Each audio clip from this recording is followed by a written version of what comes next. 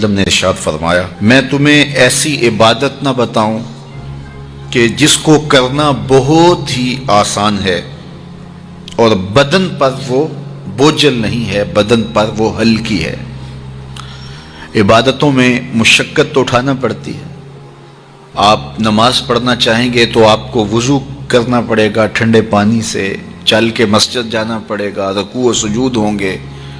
روزہ رکھنا ہے تو آپ کو دن بھر کی بھوک کاٹنی پڑے گی، زکوٰۃ دینی ہے، صدقہ کرنا ہے، خون پسینے کی کمائی سے پیسے جدا کرنے پڑیں گے، حج کرنا ہے تو بہت زیادہ مشقت اٹھانی پڑے گی۔ جتنے بھی اعمال ہیں خیر کے، اچھائی کے، ان میں بہت زیادہ مشقت اٹھانا پڑتی ہے۔ یہ طالب علم یہاں پڑھ رہے ہیں، 8 سال کا چلہ کاٹ رہے ہیں، معلمین پڑھا رہے ہیں، صبح تہجد سے اٹھتے ہیں اور شام تک ایک وظیفے میں لگے ہیں، علماء ہیں کام کر رہے ہیں، بہت سارے لوگ، کتنے مشقت والے کام ہیں، تب اللہ کی رضا جا کے نصیب ہوتی ہے۔ لیکن میرے حضور نے فرمایا تمہیں ایک ایسا عمل نہ بتا دوں جس میں بدن بھی نہیں تھکتا اور ہے بھی بڑا آسان؟ اللہ اکبر! فرمایا وہ عمل کون سا ہے؟ الصمت و حسن الخلق، خاموشی اور اچھے اخلاق۔ زیادہ بولنے سے بہتر ہے خاموش رہو، خاموشی میں نجات بھی ہے، ثواب بھی ہے۔ زیادہ بولنے والا جھوٹ بھی بول لیتا ہے، زیادہ بولنے والا گالی گلوچ اور سب و شتم پر بھی اتر آتا ہے، زیادہ بولنے والا کسی کی پگڑی بھی اچھال دیتا ہے، زیادہ بولنے والا غیبت بھی کر لیتا ہے، زیادہ بولنے والا ایسا مزاح کر لیتا ہے جس سے کسی کو تکلیف پہنچے۔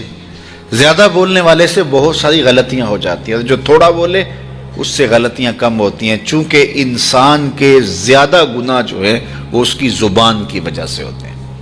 ایک روایت میں آتا ہے جب صبح ہوتی ہے سارے اعضائے بدنیاں زبان کے آگے ہاتھ جوڑتے ہیں، بی بی تو چپ رہنا، چونکہ بولتی تو ہے اور مصیبت سارے اعضائے بدنیاں کو سہنا پڑتی ہے۔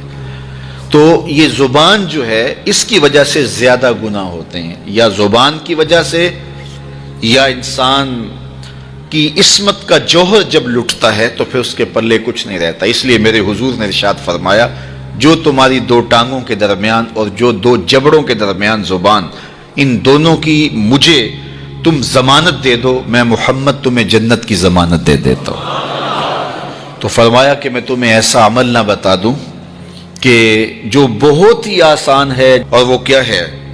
الصمت، خاموشی، وحسن الخلق، اور دوسری بات اچھے اخلاق، رویوں کی خوبصورتی۔ کسی سے ملو تو ہنس کے ملو، کسی سے بات کرو تو لہجے میں نرمی ہو، کسی کی عزت آبرو کا خیال رکھو، بڑے کا احترام کرو، چھوٹے پر شفقت کرو، مخلوق خدا پر رحم کرو، اللہ کی مخلوق پر شفقت سے پیش آؤ، رسول کریم کی امت پر رحم کرو۔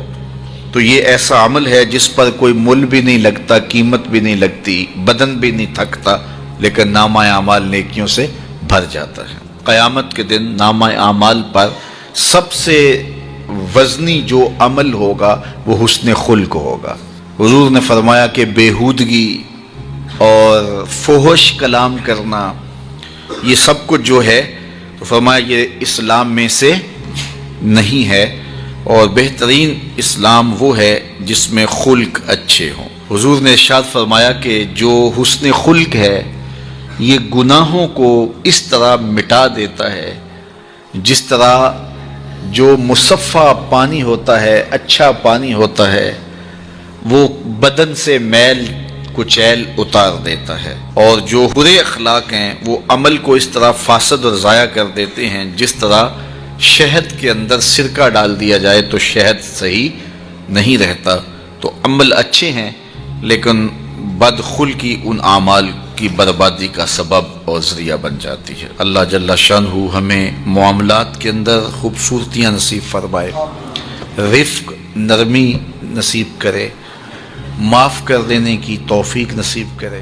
رزق کمانے کے جو مقاصد ہیں وہ بہت سارے ہو سکتے ہیں، لیکن شریعت میں کاروبار کرنے کے، رزق روزی کمانے کے بنیادی مقاصد 3 ہیں۔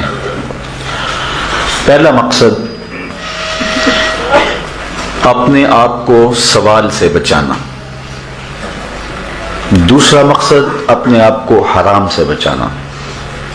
تیسرا مقصد اپنی اولاد کی کفالت کرنا. یہ بنیادی مقاصد ہیں جن کے لیے رزق کمانا، روزی کمانا ہمارے اوپر لازم ہو جاتا ہے. اور اگر آپ کاروبار کو وسعت دے رہے ہیں، ضرورت سے زیادہ کما رہے ہیں، تو اس کے لیے ایک چوتھی نیت آپ کو ساتھ کرنی ہوگی، اور وہ یہ کہ معاشرے کے کمزور لوگ، رشتہ داروں میں غریب لوگ، میرے ہمسائیگی کے اندر جو غریب لوگ ہیں، یتیما ہیں، مساکین ہیں، معاشرے کے وہ لوگ جو اپاہج ہیں، معذور ہیں، کمانے کی صلاحیت نہیں رکھتے، میں زیادہ مال کما کے ان کی کفالت بھی کر سکوں. ان چار مقاصد کو ذہن میں رکھ کر کے جو رزق کمایا جائے گا وہ دنیا نہیں ہوگی، عین دین ہوگا.